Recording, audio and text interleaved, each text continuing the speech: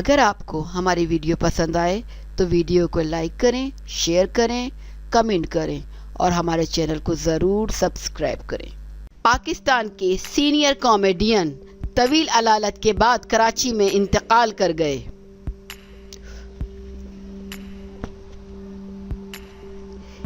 TV, radio और theatre पर 35 साल तक क़हक़ह बिखरने वाले तनवीर खान अरसे से कैंसर जैसे मूजी मर्ज में मुब्तला थे।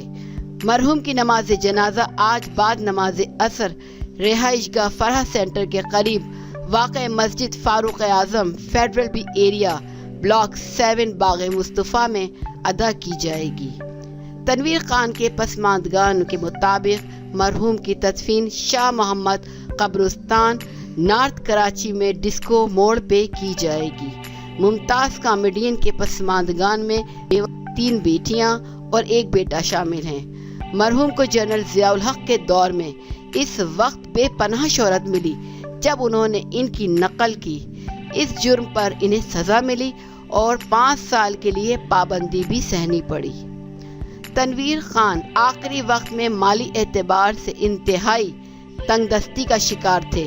अपने अहद के अजीम फनकार ने जिंदगी के आखिरी अयाम एक खैराती अस्पताल में ज़ेर इलाज रहकर गुजारे। मुमताज़ कॉमेडियन काशिफ खान ने इनका इलाज सरकारी खर्च पर कराने की अपील की थी, जो हस्बे रिवायत सदाबा सहरा साबित हुई।